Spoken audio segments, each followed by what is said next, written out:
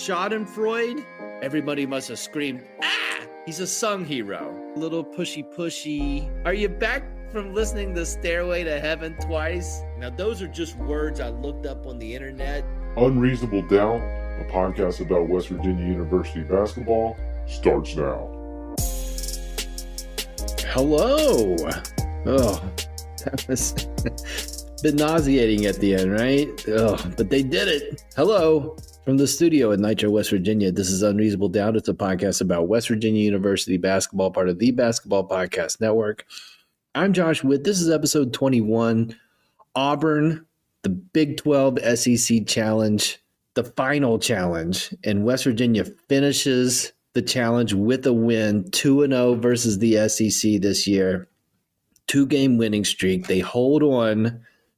They hold on to beat Auburn 80-77 in front of a sold-out Coliseum. And I mentioned on the last episode, Auburn elite at defense, elite at offensive rebounding. So how did West Virginia do against those two strengths? Well, offensive rebounding and total rebounding, pretty much a wash. Auburn got a few extra chances. West Virginia matched. I think Auburn won the total rebounding battle by 1. So you break even there. And so how did West Virginia fare against Auburn's defense? They got to 80, and it wasn't an extremely fast-paced game. And so that tells you that West Virginia's shot making was back. I guess it helps to get out of conference, you know? It helps to be at home, obviously. But to not face a Big 12 team, it really helps the shooting. And one guy especially looked great against a non-Big 12 team. And he hasn't looked great for a while, but he was great today. Erik Stevenson, take a bow. Wow. Career high, 31 points. He's been in the crotch grab funk. He's out. For one game, he is out of it. 31 points, 7 3-pointers. And the man had 18 in the first half, and West Virginia had a big lead at halftime because of those 18 points. But his 13 points in the second half were all needed, and they were all clutch. I mean, it's a 17-point lead for WVU early in the second half. Auburn, of course, the shots that they were missing in the first half, they weren't missing in the second half. And Auburn cuts it to 9, and then Stevenson makes a 3 to push it back to 12.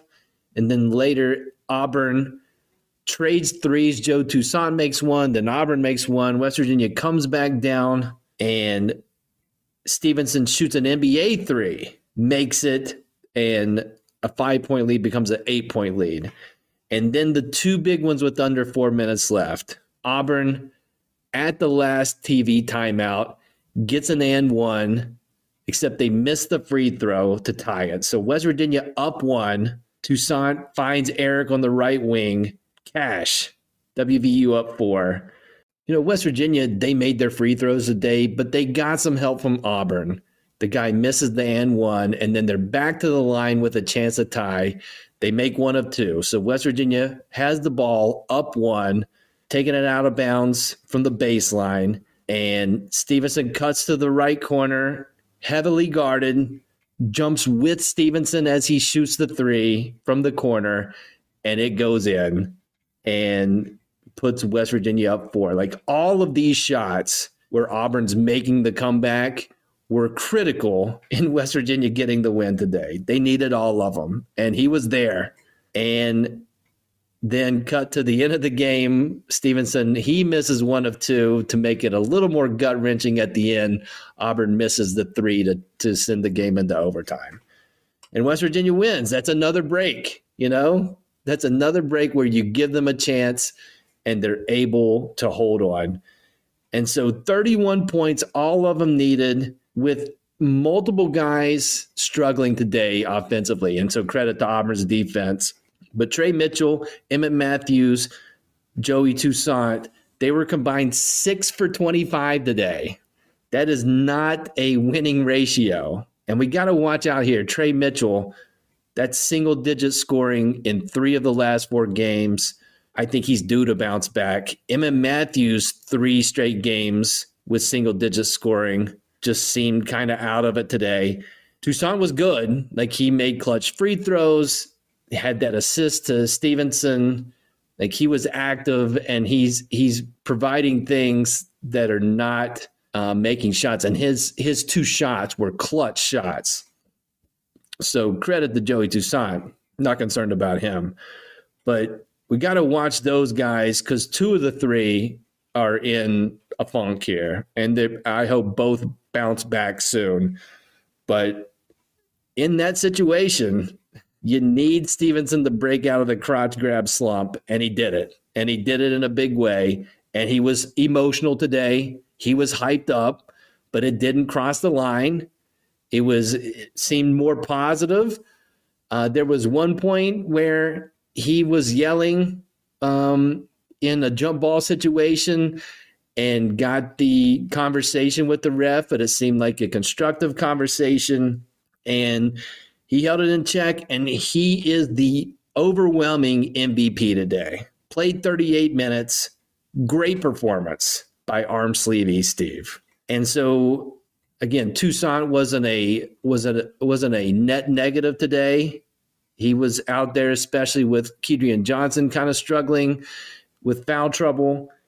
And so Stevenson's help today was from the 3 bigs, and they all contributed, some more than others. Great day by Jimmy Bell Jr., 15 points, 7 rebounds, 3 steals, made all of his free throws. So my man went 5 for 5 today, so credit to him.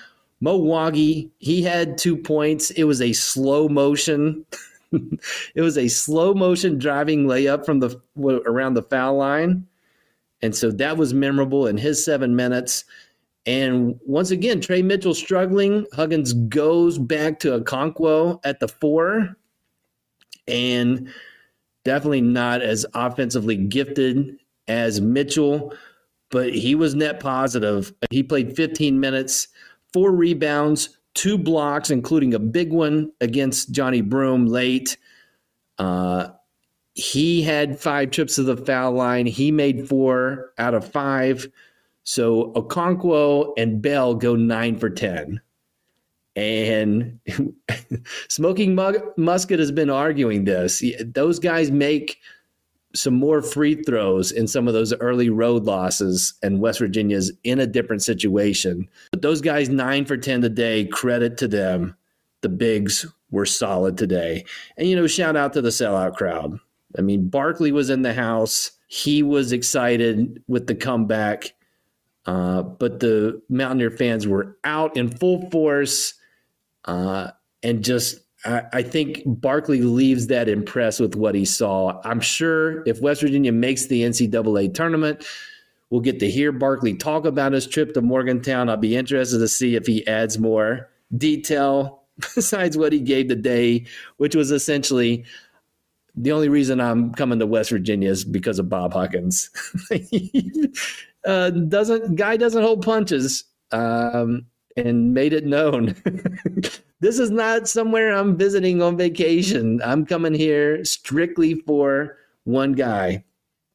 And so in what I considered not a must win, West Virginia gets the win. And, we're talking just a week ago, West Virginia loses to Texas. The team seems kind of lifeless, beat down, 1-6 in the Big 12, and cut to a week later, a 2-0 week, conference road win, home win over a top half SEC team, 1-3 of 4, and they get to ride the wave of Big 12 is the best conference in America. Like, credit to West Virginia for winning this game, but also part of the larger narrative of which it already existed, especially this year, of like, Big 12 is dominant. No, what's the true bottom of this conference? Every team is really good. And then cut to the Big 12 winning the SEC Challenge. 7 wins for the Big 12, 3 for the SEC. Kansas goes to Rupp Arena and beats Kansas. And then, I'm air quoting, bottom teams in the Big 12. West Virginia beats Auburn. Oklahoma beats the brakes off of Alabama. Number 2 Alabama was down at 30 at some point, ended up losing by 24 in Norman. Oklahoma State beats Ole Miss. Texas Tech winless in the Big 12. Texas Tech goes to LSU and beats them. And they're, Isaacs is sitting, and their big guy who just recently got eligible, he was sitting. Both of them were in the boot against WVU. They didn't play. They still beat LSU. So super strong Big 12. Here's what's crazy. Ken Pomeroy's computer. West Virginia, I checked the before and after as far as how they're ranked in Ken Pomeroy's computer. Not much difference by getting a win over Auburn. You go to 0-7, you go to 0-6 Texas Tech, or you go to 0-7 Texas Tech and win, and you get a boost. You get a jump. Auburn, that's fine. No biggie. 0-7 Texas Tech. Ooh, I like what I see. So great week, a week that was definitely needed. And so the bracket matrix, bracketmatrix.com, has WVU on the bubble, but has them in the NCAA tournament as of right now. And there's 10 games left. So 5 are on the road.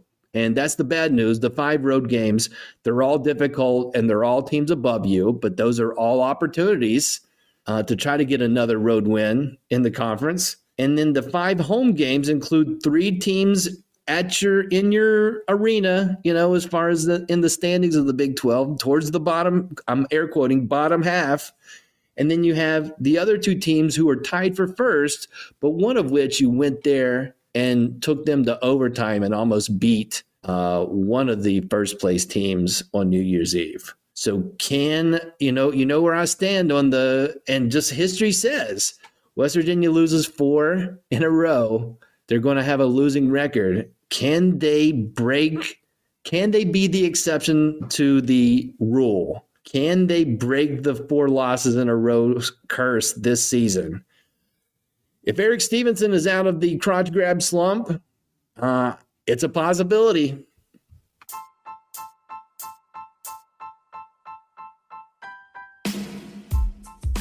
Four NFL teams, 2 conference championship games, and only a few more shots to win big on the playoffs with DraftKings Sportsbook, an official sports betting partner of the NFL. Counting down to Super Bowl 57, new customers can bet just $5 and get $200 in free bets instantly. Not a new customer? You can feel the conference championship thrills with stepped-up same-game parlays. Take your shot at an even bigger NFL payout and boost your winnings with each leg you add up to 100%. Bengals, Chiefs, AFC Championship rematch, 49ers, Eagles. The Eagles are back after a few years away. Should be a fun weekend. I'm looking forward to both games. Cincinnati's geographically the closest to me, so nice to see the Bengals repeat. Download the DraftKings Sportsbook app and use code TBPN. New customers can bet $5 on the conference championships and get $200 in free bets instantly. Only at DraftKings Sportsbook with code TBPN. Minimum age and eligibility restrictions apply. See show notes for details.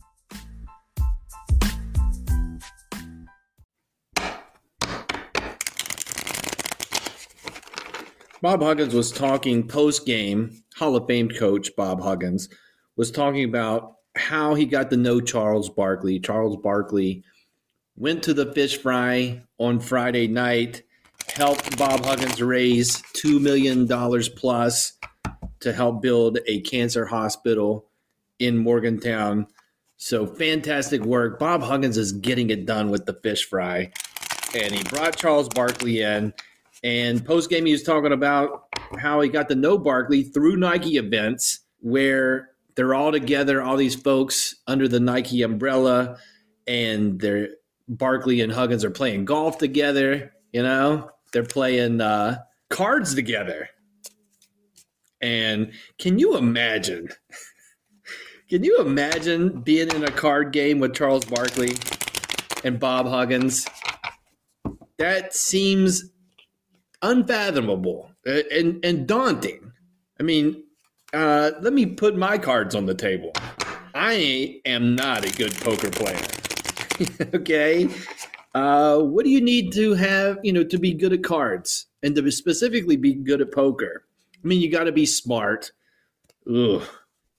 You can't get too nervous because people can read you. A lot of poker is reading your opponent. And so I'm always going to be read as super nervous. Oh, that guy looks like he's about to throw up. I bet he's got a really good hand. Not confident, all bad things at the poker table. And so how intimidating would that be? Bob Huggins, number one, super smart. We all know that. Number two, intense poker face. I can only imagine him having some kind of hat on, kind of tipped low. Bob Huggins' face. I mean, you're basically seeing Bob Huggins' poker face on the stool,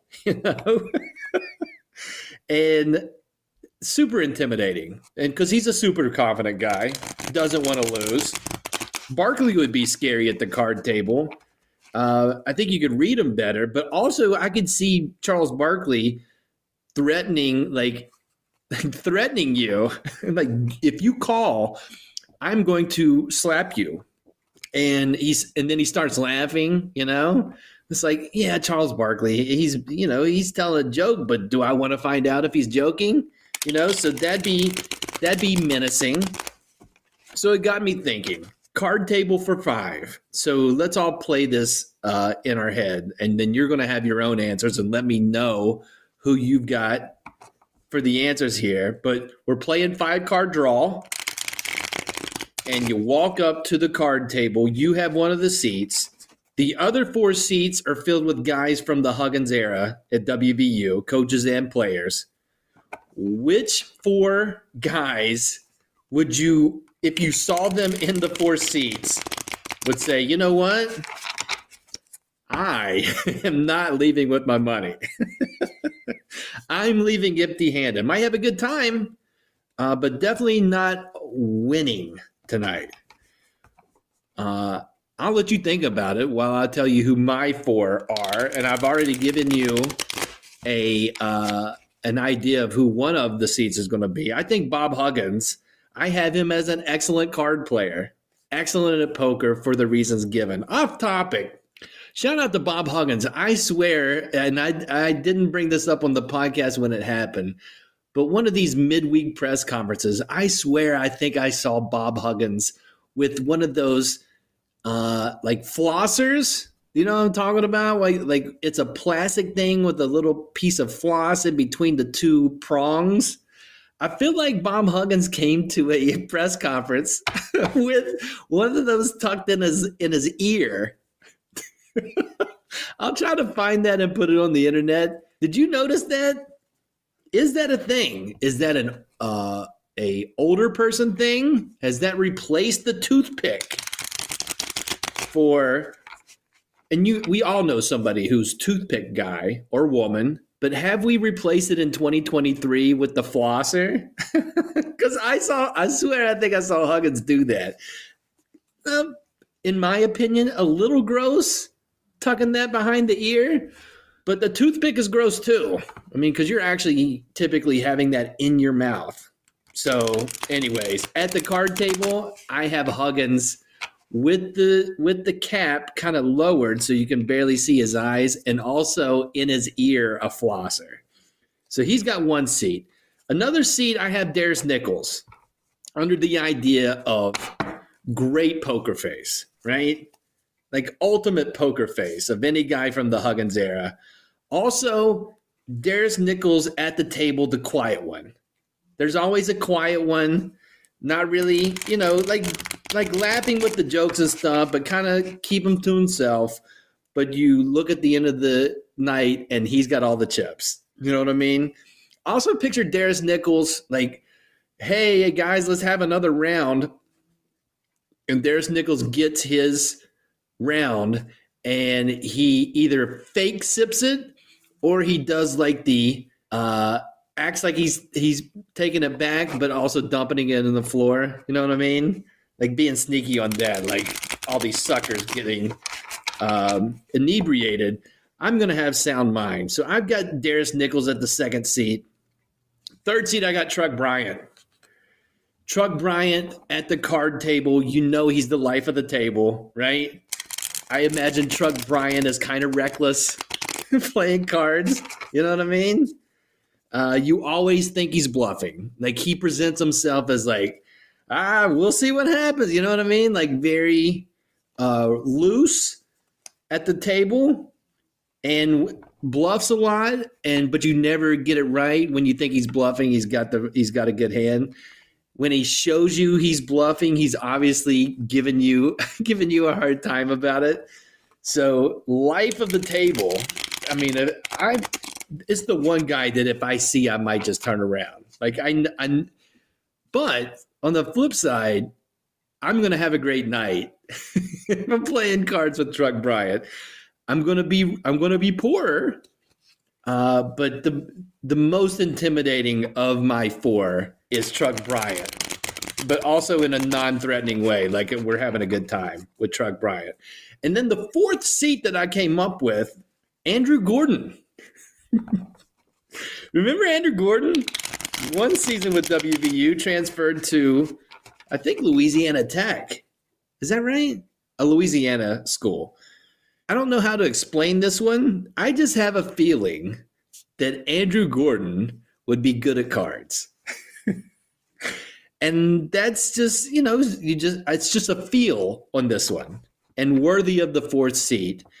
If I had to explain, perhaps, and I'm not making a judgment on Andrew Gordon's character, but I just picture him at the card table with a shirt that has like a pocket sleeve, like a front pocket. And I just picture, if you looked in the pocket sleeve closely, you would see like multiple aces. You know what I mean? And then he might have a handkerchief in the pocket, but then he's grabbing the handkerchief, but also grabbing an extra card. Again, that's not a judgment on his character. I just feel like somehow Andrew Gordon's going to win at cards. Okay. So who is your most menacing card table? Let me know, or don't. I've given you mine, and I'm not bragging. I know how to shuffle cards.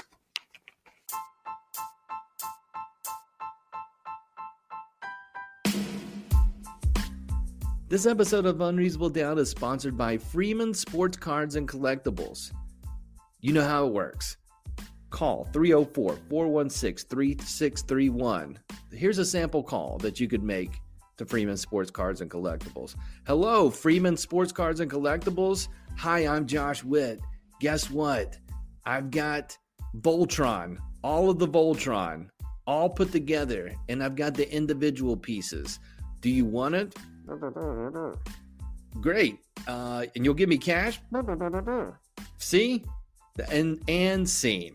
So definitely, with your Voltron, with your comic books, with your action figures, with your collectibles, call that number, have your conversation with Freeman Sports Cards and Collectibles, and get cash. Also, you can go out and about.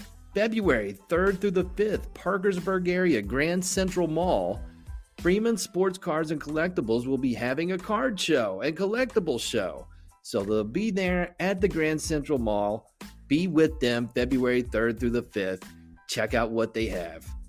Freeman's Sports Cards and Collectibles. The next game for WVU is going to be a tough one. Just logistically, this is the roughest travel part of the schedule. West Virginia's currently in it. They were in Lubbock, Texas on Wednesday, back to West Virginia, and then they're going to Fort Worth on Tuesday. So in 6 days, Morgantown to Lubbock to Morgantown to Fort Worth, and then back to Morgantown. So in 1 week, that's a lot. That's a lot of miles, a lot of frequent flyer miles. But West Virginia will play Tuesday, 9 p.m., ESPNU, Fort Worth, the rematch with the TCU Horned Frogs. So just as a matchup based on the schedule, TCU lost their game. They were one of the 3 Big 12 losses today. Lost to Mississippi State in Mississippi in overtime, so not a good setup, getting TCU coming off a loss. West Virginia beat TCU in Morgantown a little while back, and so TCU will want to get revenge. The variable here, Mike Miles, clutch Mike Miles, did leave with an injury during the game with Mississippi State. So, listen, Mike Miles, you're really good at basketball. And you have prospects of playing basketball as a career. And you've really got to pay attention to your body and how you're feeling. And so, listen, man, if you're dealing with an injury, and I'm not saying this because of my bias, I'm saying for you have to think about you and the rest of your college career, and then how that's going to translate into your professional career. So I wish you a speedy recovery, but also don't rush back. You know what I mean? Be in the training room, be supportive of your team. You want to be available for the push at the end of the season. Maybe take a break on Tuesday night. Focus on you. Again, it has nothing to do with WVU coming to town. It has to do with you getting right. Your health is the most important thing, right? And so I just want you, Mike Miles, you're never listening to this, but if you are, just take care of yourself. Take a break on Tuesday. I mean, not take a break from playing in the game. Don't take a break in your rehab and your recovery and whatever the trainers are telling you to do. If they tell you to play, or like that you're cleared to play, are you ready to play, or should you err on the side of caution? And I'm not the one to tell you that. It's just something I think you should think about.